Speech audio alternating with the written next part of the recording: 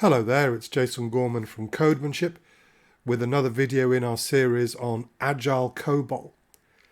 In this video we're going to be expanding on a term that's probably come up multiple times in previous videos, and that is refactoring. Refactoring is improving the internal design of our code to make it easier to change without changing what the code does. In other words, it's cleaning up the internal design of our code without breaking it. This is a very, very important skill for all kinds of software development. It's not really an agile skill. If I was working on a waterfall project, God help me, then I would still be doing quite a lot of refactoring. It is the means by which we keep our code malleable and easy to change so that we can keep adding features and making changes to it going forward. So it's a key ingredient in the maintainability of code.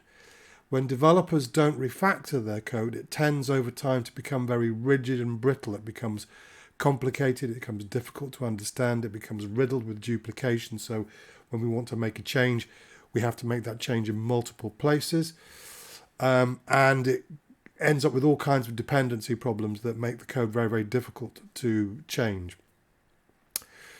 Now, refactoring as a skill, as a discipline, is actually quite hard to learn. It's conceptually straightforward, but it's actually quite a challenging skill. It will push your ability to reason about your code. It will push your discipline, your good habits, if you like. And that's one of the reasons that a lot of developers don't really master this skill, which is a real shame because I think it's one of the most important skills for a software developer. If you're interested in learning more about refactoring, I highly recommend the Refactoring book by Martin Fowler with contributions from Kent Beck and many others. I'll be posting a link in the description below. I think it's one of those books that every developer should actually own a copy of. Don't just read the book, actually try out the ideas. Refactoring, like all the other skills we're going to be looking at in this series, are practical skills like riding a bicycle, and you can't learn to ride a bike from reading a book. You have to try it for yourself. Now, I'm going to be using an example here of a very simple problem, which is the Mars rover exercise. If you imagine we have a Mars rover which moves around on the surface of Mars on an idealized grid of XY coordinates. And depending on which direction it's facing, north, east, south, or west, we can tell it to move forwards or backwards, and we can tell it to turn left. So if it's facing north, it'll turn west, or we can tell it to turn right. So if it's facing north, it'll turn east. So we send sequences of instructions to our Mars rover. So L or R for left and right, F or B for forward and back. We'll send a sequence of these characters that's terminated with a hash to say that's the end of the sequence. And we've got a whole bunch of test cases here, and this is the first thing I want to sort of highlight when it comes to refactoring. If we say that the improvements we make to our code should not break it, then we need to know as soon as possible whether or not the code is broken. And for that, we need fast running tests. So we got some unit tests, quite a few here for our Mars rover. So we're testing all the variations of turning left, all the variations of turning right, all the directions we can move forward in, all the directions we can move back in. And then finally, we test that it can interpret a sequence of those instructions. So we've got our test, and the first thing we're going to do, if I do this at the command line, is after we've compiled all of this code, we're going to run our tests. So this is our rover suite as an executable. We're going to run all of our tests and make sure they're all passing before we do anything. Okay, we're good to go. That's point number one. Before you do any refactoring, make sure all your tests are passing. If any tests are failing, you've got broken code and you shouldn't consider making any changes to it except any changes you need to make to fix that first. So our code is working. It's demonstrably working. I've got good faith in these tests because they're pretty comprehensive. So fingers crossed, if I did break my Mars rover, we'd know straight away.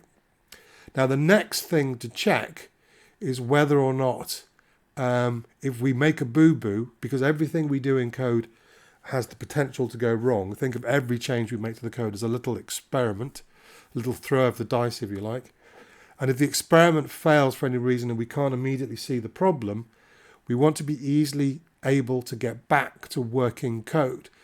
When we talk in later videos about this discipline called continuous delivery, which means that our code must always be shippable, that implies it must always be working. So we don't want to step too far from working code.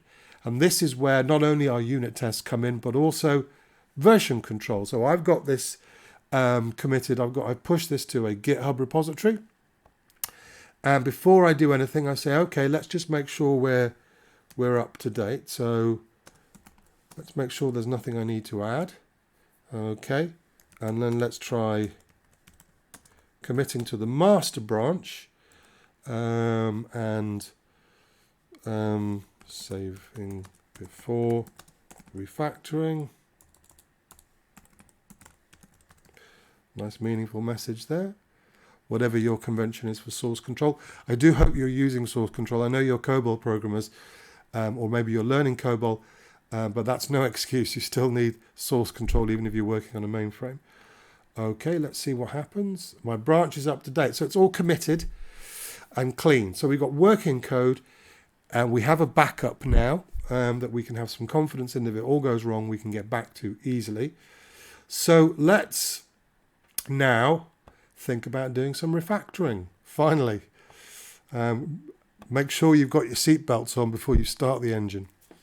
Right. Okay, so here's the actual module that runs our rover. Very, very simple. We pass in a rover and a sequence of instructions. And then what we do is we basically redefine that string of instructions as an array of 100 characters. And then from all the way through to 100, or until we reach the hash symbol, because that's where we'll just bang out automatically. What we do is we're going to loop through our sequence, and we're going to ask, what is the instruction? If it's L for left, then we take a look and see what direction is the rover currently facing in. If it's north, make it face west. If it's west, make it face south. If it's east, make it face, if it's south, face east. And if it's east, face north. Backwards wise, so that's sort of anti-clockwise. Clockwise, if we're going right, similar kind of thing. So we're seeing some real heavy duplication here and lots of nested conditionals. It's all pretty nasty, really. So there's a lot of stuff here that I would like to refactor to remove this duplication and to remove some of these conditionals. Make it all a bit more modular as well.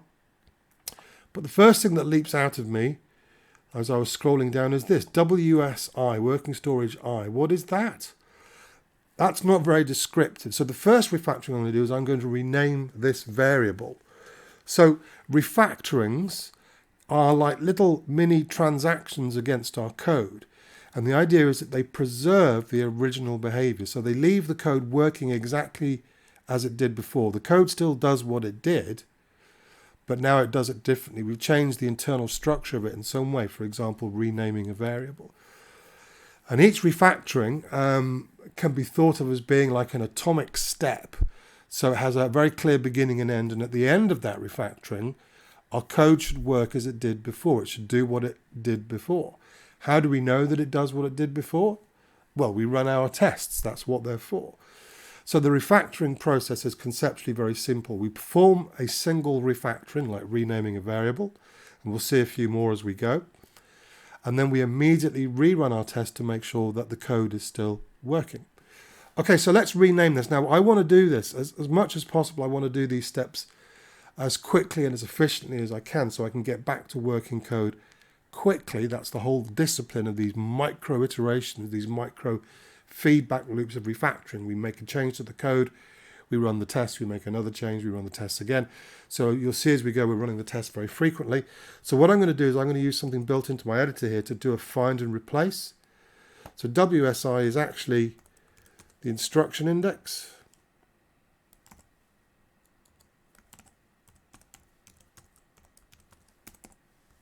So that's a bit more meaningful. So I'm matching case here, and I'm looking for whole words. So it should, you'll see there, wherever it sees WSI, it's highlighted that. It's going to replace all of those in one go. So the mechanics of renaming something are, it's not just a question of typing a new name in. You then have to find all of the references to it and update those as well. And only when all of the references to the thing you've renamed have been updated is that refactoring complete, and then we should be able to see our tests pass. So let's do this. Off it goes. Done. All right. Okay. I'm going to recompile that, and then we'll go back to our command line and rerun our rover test, our rover suite. So off it goes, all passing. So that's the mechanics of it. We perform a single refactoring, like renaming a variable. And when that refactoring is complete, we immediately run our tests again. Now, if you're working with version control, particularly if you're working with Git, with distributed version control, so we've got our own local sandbox. What I'm just going to do is I'm going to commit that change to my local sandbox, and I'm going to document what I did. So I renamed WSI to WS index instruction index. Yeah. Now there's two reasons that I'm doing this. One is I want, now that's worked, I'd like to save it. It's a bit like if you're playing a computer game and what we're saying is, oh, we'd like to be able to get back to the last time that we were in a good state in the game, so that when we take on the next obstacle in the game, if it all goes wrong, we don't have to play the whole game again to get back to where we were. And it's a similar kind of thing with code. Every time we make a change to the code, we want to be easily able to get back to where we were. So when we have working code, try and get into the habit of committing that. Don't have to push it to the central repository. We don't have to share it with everyone else yet. But for our own local sort of safety, that's our safety belt, if you like, we want to be able to get back easily. So commit that change. Okay, and that's done. So that's one refactoring. Now, let's take a look at these if statements here with these evaluates in them. Well, I think it's not particularly self-documenting. The words left, turn right, go forward, go back are not, I don't see those anywhere in the code. So what I could do is I could extract some paragraphs from this code and use the names of the paragraphs to document, well, what is this code actually doing? So this code here, for example, turns left. So I'm going to, again, it's a single move, extract a paragraph. And what I do here, the mechanics of this refactoring are, I'm going to cut that code, and then I'm going to replace the implementation of that code with a reference to it in a perform statement. So let's call it turn left. And then what I'll do is I'll go down and I'll declare that paragraph at the bottom here.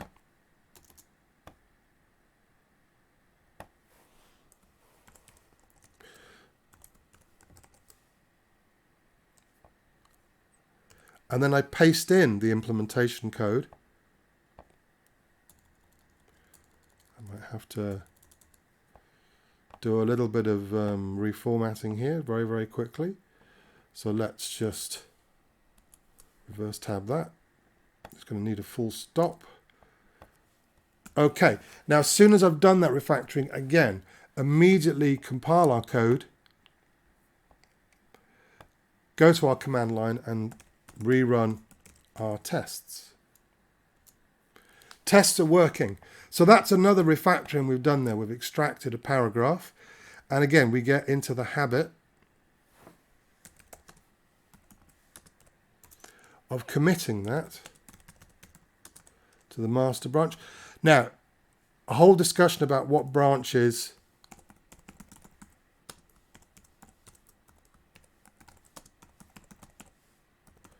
we should be working on, we're going to leave for a later video when we talk about something called continuous integration. But for now, just know that I'm committing all of these to the master branch. Off it goes. Lovely. So again, if anything goes wrong on the next refactoring, if I take a wrong turn, I can easily get back to the last time I saw the code working. Okay, and we're kind of going to rinse and repeat with these. So we've got more of these to do. So again, the mechanics of this now we know very well. So let's perform. This time we're turning right.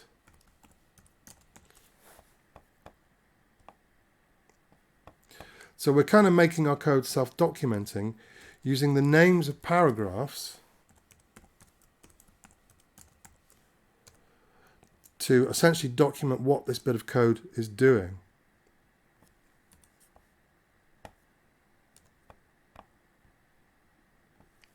Let's just clean up a bit of spacing there. Okay, and immediately recompile that back to our command line, and let's rerun our tests. All good. So hopefully you can begin to see now how this discipline works. It's super, super careful, super, super cautious. We take these tiny steps. So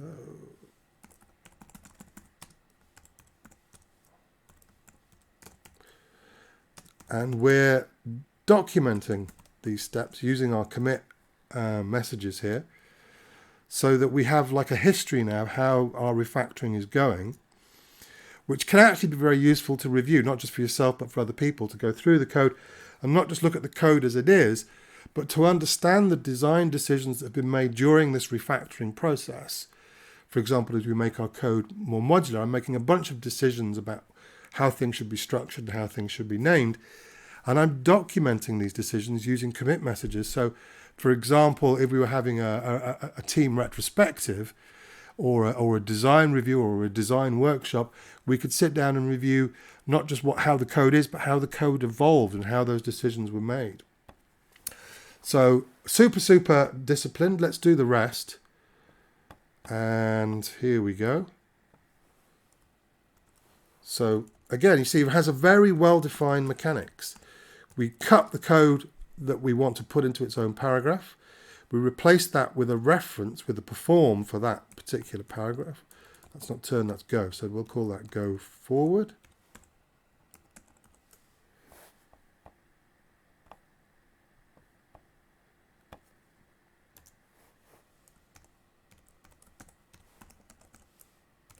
Now, for the bad news, if you're working in a language like Java, for example, or C#, your editor or IDE will probably have a lot of automated refactoring tools that would do this automatically for us.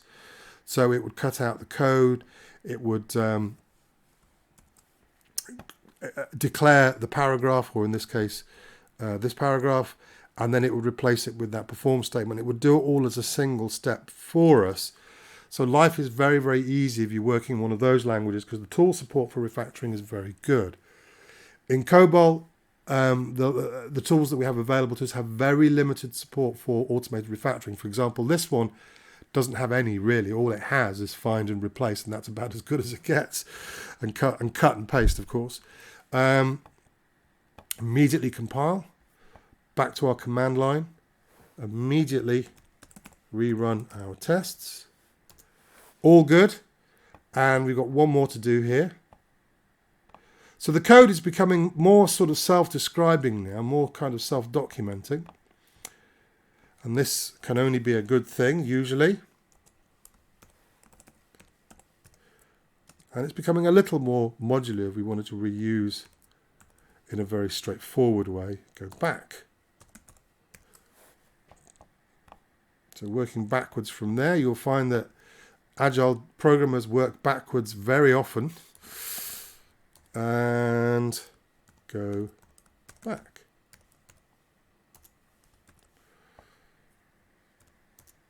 So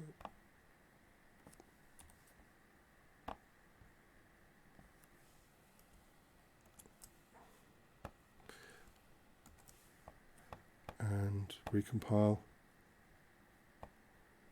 rerun our tests.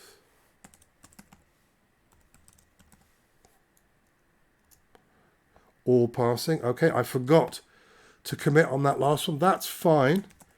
You can be a little loose if you want to as you get more experience with refactoring. And so I know some very good programmers who might do 3 or 4 refactorings and then commit. But when you're starting out in particular, and when you're doing these refactorings by hand, you don't have the automated refactoring tools to do them for you, I would recommend being a little more cautious.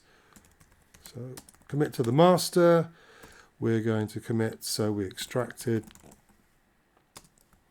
go forward and go back.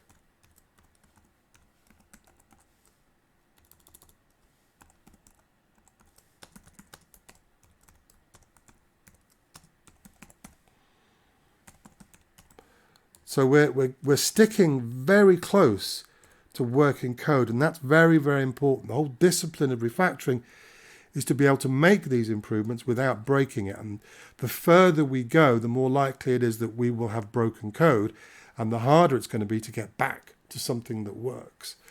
So one little change, one little refactoring at a time. So I'm a little happier now, but I'm still not keen on these evaluate statements here. If I look at this, if you're facing north, go west. If you're facing west, go south. If you're facing south, face east. It's kind of like there's a pattern to this, and I think I can see the pattern to this duplication that's going on here. And the pattern is that we go to the next one on the compass, the next direction on the compass, if you like, and eventually come all the way around full circle back to north. So I think there might be a more dynamic way of representing this. And what I'm going to do is I'm going to introduce an idea of, let's call it directions. So, and I'm going to make that a simple string. For our, if we're turning left, it's anti-clockwise, so it's north, west, south, east, like that. And then what I'm going to do is I'm going to redefine that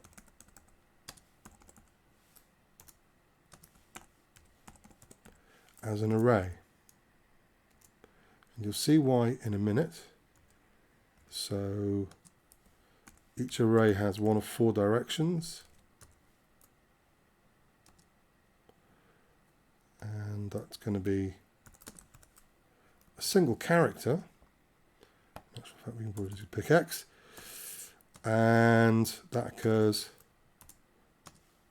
4 times. And let's index that. So I've got a plan here. But what I'm going to be doing is I'm going to be not keen on that, is it? What have I done here? Expect a literal. Is it that? No, it's not that. Index by 1. Ah, silly, it's a literal and it's expecting an index. Silly Jason. There we go. Now, I've made some changes that couldn't possibly have broken my code, but let's find out. Let's rebuild this. Okay. And let's run our tests.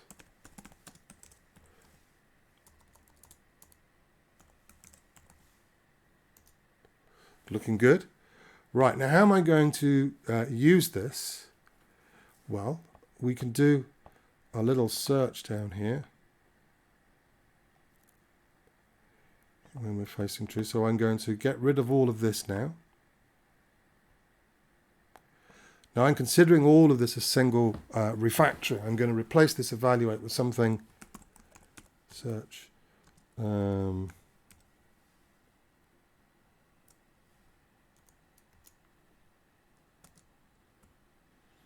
Varying I.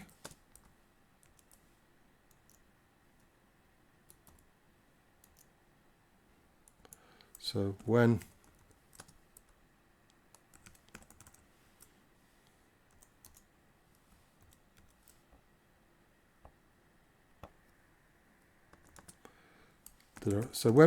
we know what direction we're facing, and there's our index, if you like, then what we need to do is so what we can do here is we can say, okay, on our compass, and what we need to do is we need to go to the next direction except when we're at the last one. So let's move direction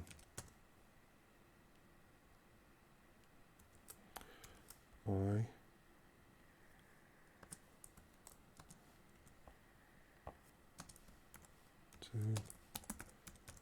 Facing. Now that's going to work for 3 of them.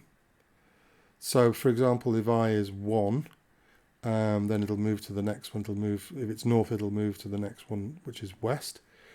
But it won't work for the last one. So we have a little bit of thinking to do here before we do that. Let's just end our search.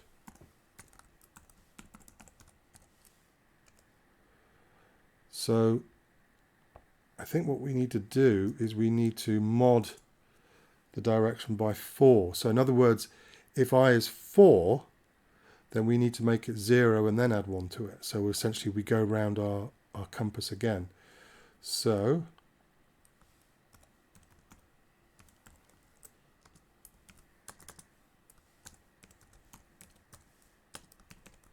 I'm going to use the mod function, modulus basically. So mod 4 there should, I think this will work.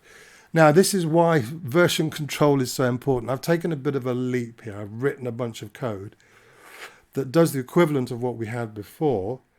I'm a little uncomfortable with this, so I'm going to compile this and test this and see whether this does work. Okay. And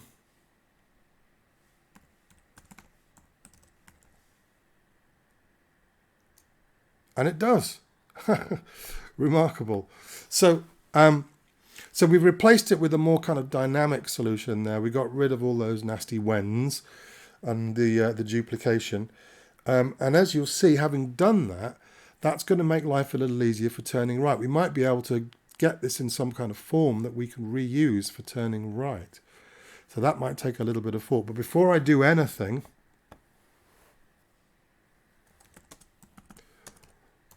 let's use our safety belts. Okay, let's commit this. So we replaced evaluate for turn left with the dynamic solution. Off it goes. Okay, so the whole idea is that we don't step too far from code that works. Now, having done this, I think I can make this code reusable here. The only thing that's different is the direction in which our compass turns, if you like. So if we're turning left, it's anti-clockwise. If we're turning right, it's clockwise. Now, to make this reusable, that means we need to sort of modularize it somehow. So the next refactoring I'm going to do is I'm going to extract a module for this code that we can call from here. So probably the easiest way to do this would be to copy and paste our whole module. So let's call it turn rover. Okay, and having done that, we need to very quickly, first of all, let's rename this.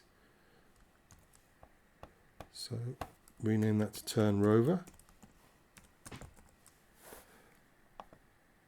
Make sure that we're matching whole words, just in case we accidentally replace part of another word. I don't think that would happen, but it's important to be sure. Replace all the occurrences. Okay.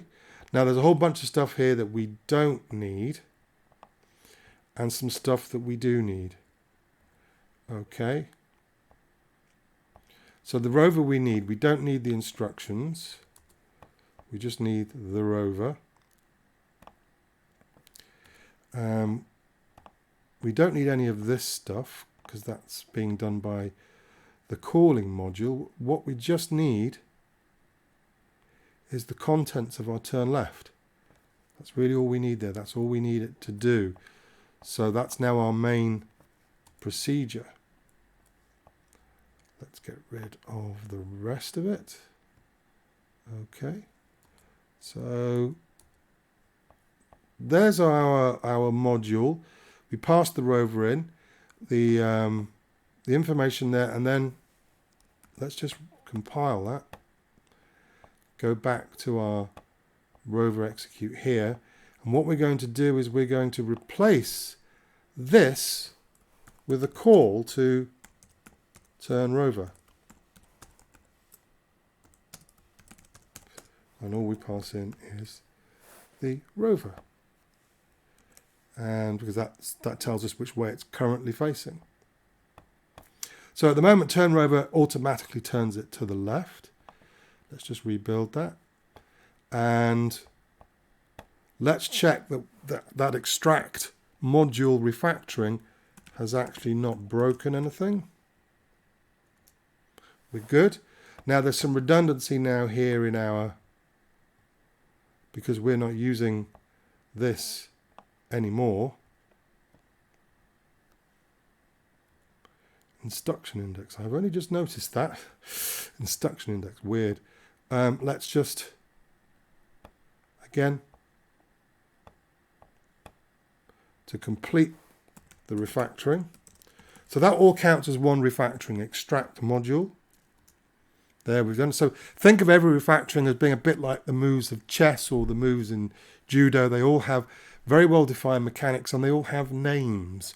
And it's very important as you're doing refactoring, because we only want to do one refactoring at a time and then get the test passing again, is to be thinking in terms of those names. Oh, I'm going to rename that variable, or I'm going to extract a paragraph, or I'm going to extract a module, and so on and so forth. So you have a very clear start and end point and a very clear goal. Okay, that's working. We've done a refactoring. Let's put that in the bank.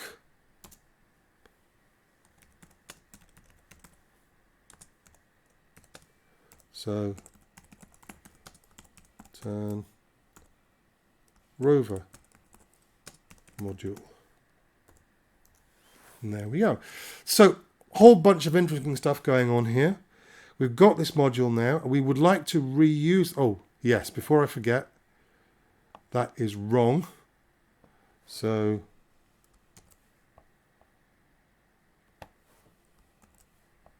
I'm just going to copy that as well. You'll see why in a minute. No, that's wrong.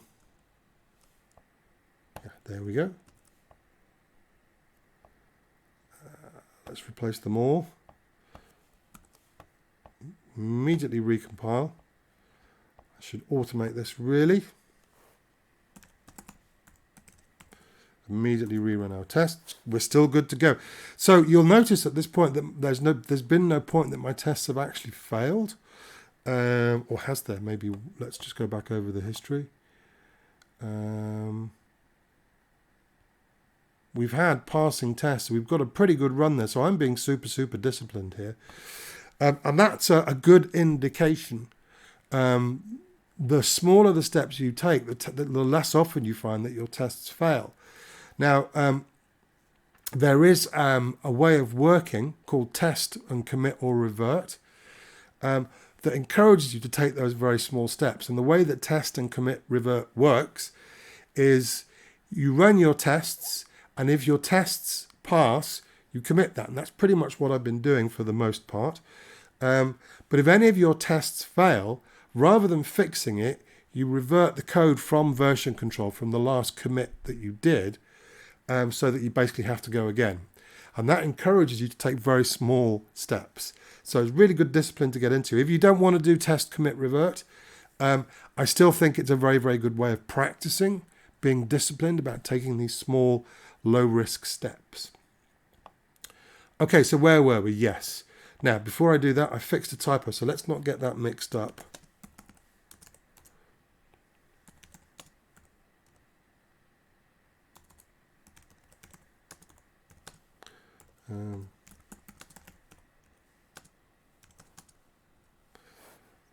There's a copy and paste here somewhere. Is it shift insert? There we go. Done that. Now, where were we? Yes, so we've got this reusable module called turn rover, and we'd like to use it here as well. But in order to do that, we need to sort of have a reversed compass, if you like. Our compass needs to turn in the other direction.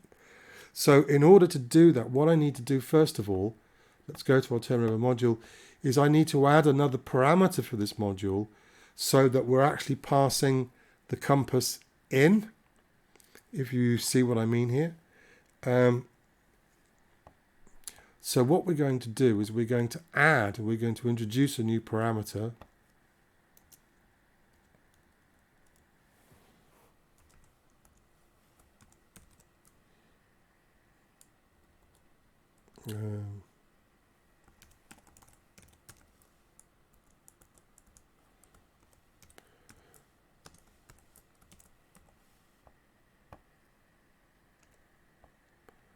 And I'm going to rename this to, no, I'm not going to,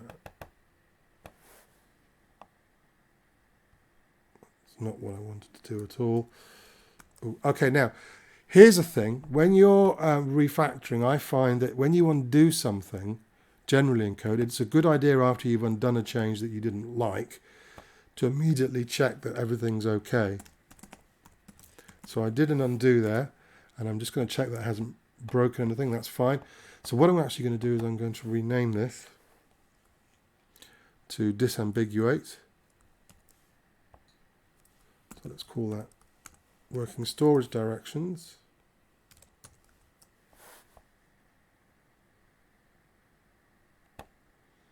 Okay. And let's rerun our tests. Good. Now what we can do is we can introduce, probably the easiest thing to do,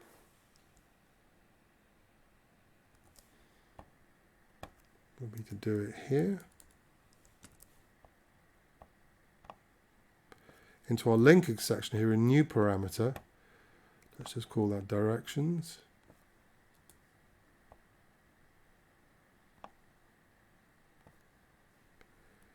And what I'm going to do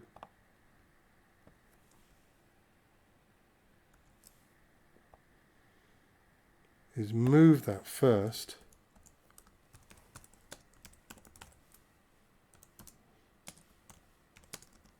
so we can get our array of directions.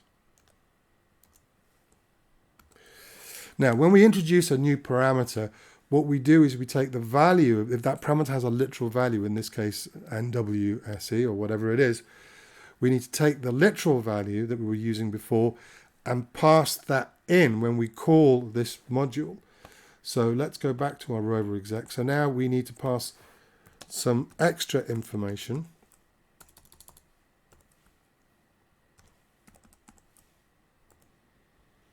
As a parameter like that, and it should still all work. So let's just recompile both of these.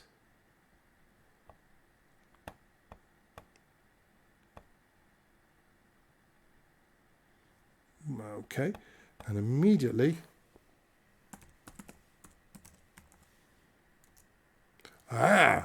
directions has a null address, and I think I know why.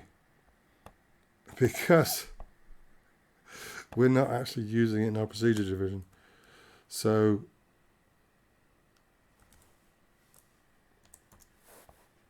the number of times I've done that. Okay, recompile, rerun. So that's one boo-boo. If we were doing test, commit, revert, I would have to revert at that point and try again. So it discourages you from being over-ambitious. Lovely, all our tests are passing. So again, with every one of these steps, we end up with something that is in terms of the logic equivalent to what we had before. It's just the structure that's changed. Now that we have that reusable turn rover module,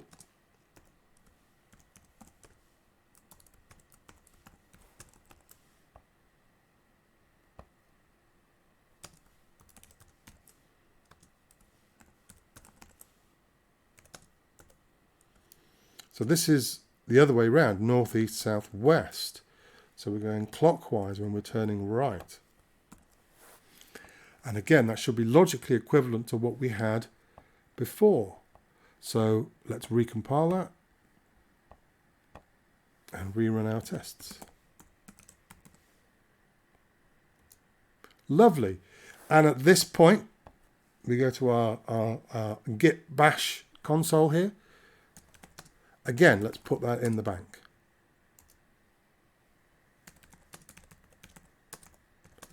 So introduced directions param for turn rover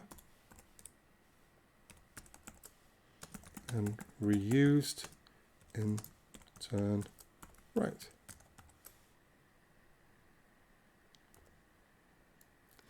So each one of these commits as we're refactoring is about the particular refactoring we've done. Gives us a very clear history of the design decisions that we're making. We're introducing considerably more modularity into our code and breaking it down. And we're also using the names of paragraphs and of modules to document what the code does. So we're making it hopefully smaller and more readable. We're removing some of the duplication. There was a lot more that I would wish to do to this, and I can carry on with this. I will post a link in the description below, with a link to the original unrefactored code, so you can try this for yourself. Remember, refactoring is improving the internal design of our software without changing what it does. It's basically making our software more readable, simpler, removing duplication, making it more modular without breaking it. You need good unit tests, fast running tests, to give you confidence that you haven't broken it, and you need to be running those tests as often as possible. So each refactoring is a small step, the smallest step that you can make it, that gets you back to working code as quickly as possible. And then one refactoring at a time, you restructure and re-architect your code so that it's the way that you want it to be. When you're refactoring, version control is really, really important. Version control is seatbelts for programmers, and refactoring is a particularly risky activity, even when you're as disciplined as I am. And therefore, you need to make sure that you're wearing your seatbelt. So you need to be committing very often. Now, having done these refactorings and achieved a goal, I might at this point choose to push this to the GitHub repository and share it with the rest of the team. And that's also very important. Although we wouldn't want necessarily to be pushing every single refactoring to a shared repository, to the master branch, we might want to make sure that we are pushing, that we are merging to the master branch relatively frequently, maybe every 10 or 15 minutes, so that we're not springing wholesale structural changes on the rest of the team in one big lump.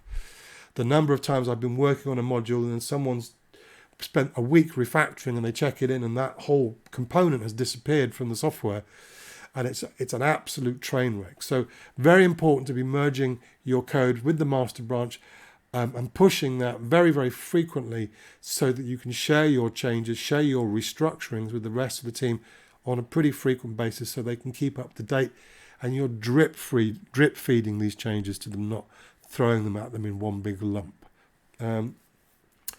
So that's refactoring. It is a very important discipline, as I said. It is also, I find, a very satisfying discipline because it is challenging. It also requires you to be able to reason about code, probably to a level of detail that you might not have done before. And so we find that programmers who do a lot of refactoring are very, very good about reasoning about software design, because they have to think in very, very explicit terms about the structure of code. So they tend to be, I'll make no bones about it, they tend to be better programmers. For all sorts of reasons, whether you're working on legacy code or whether you're writing new code, refactoring is the secret sauce that keeps your code readable, modular, simple, and all of these wonderful things that will mean that going further into the future, it's going to be easier to make changes to it. So it's a very, very important skill. Okay, we've got more videos coming up in the Agile COBOL series, so look out for those. Consider subscribing or press the bell for notifications for new videos, and I will see you in the next one.